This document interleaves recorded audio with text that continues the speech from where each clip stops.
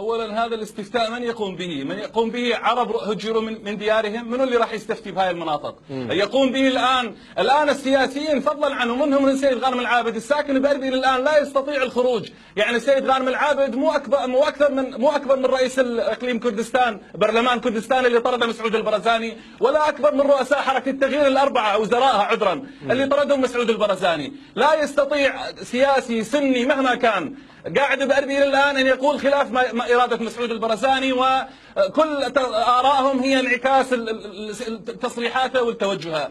وإحنا أهلنا العرب نعرف اللي قاعد يصير عليهم، إحنا ما راح ننخدع ولا راح ننخدع. اكو ناس نظروا لتنظيم القاعده وسموهم ثوار نعرفهم وراحوا قالوا الحرائر وقالوا كذا وقشمروا الناس، والناس هسه انتهت بها لا كرامه ولا حرائر والناس باعت شرفها.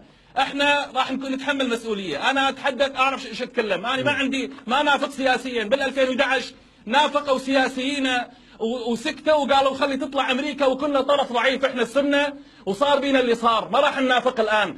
الحشد الشعبي يمنع كردستان مثل ما منع طوس خرماته من التمدد. نعم الحشد الشعبي ضمانه. انا ما اقول هذا الكلام مو محامي عن الحشد الشعبي. الحشد الشعبي الان بيفوجل من ابناء الاحمر. طب اشرح لنا استاذ عبد الرحمن ما حرر غانم العابد كيف الحشد ولا حرر الشعبي النجيفي. انت تقول صلاح الدين ما حررها اتيل النجيفي ولا حررها اللي حررها الحشد الشعبي. نعم استاذ عبد الرحمن انت تقول ان الحشد الشعبي هو القوة الضاربة لبقاء نينوى وعربية ومنع تمدد الإقليم. يعني كيف الحشد الشعبي هو القوة الضاربة الذي ستحول دون يعني تقسيم الإقليم وتقسيم المحافظة وتمدد الإقليم إليها عمليا؟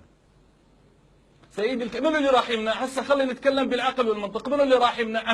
امريكا اللي وقعت بروتوكول عسكري تفاهم مع الاقليم على ان يعود الحدود 10/6 اللي الاقليم كان بالع بها 16 وحده اداريه اكثر من نصف اراضي المحافظه. من اللي راح يمنع؟ يعني هسه من يمنع الاقليم؟ اثيل النجيفي اللي ما طقت الطلقه من ايده وطلع شايل سلاحه ولما سئل قال ما اطلقت اطلاقه وحده على لو غانم العابد اللي كان يروج لتنظيم القاعده بساحه الذل والمهانه. من اللي راح يمنع الاقليم من التمدد؟ نعم الحشد الشعبي هو اللي يمنع الاقليم من التمدد.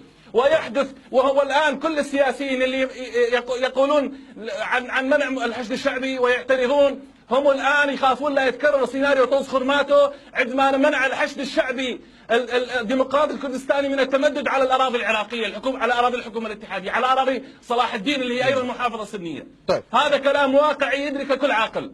طيب. احنا اليوم هاي قضيه مو مزايده، لا عندنا انتخابات الان. هذا مصير ناس، مصير طيب. محافظه هذه ما تصير بيد المقامرين، بيد اهل الرايسز، مصير المحافظه ولا بيد الاطفال اللي يروجون لتنظيم القاعده، يروجون لتنظيم القاعده وهسه طلعوا لنا بخطاب اخر مختلف.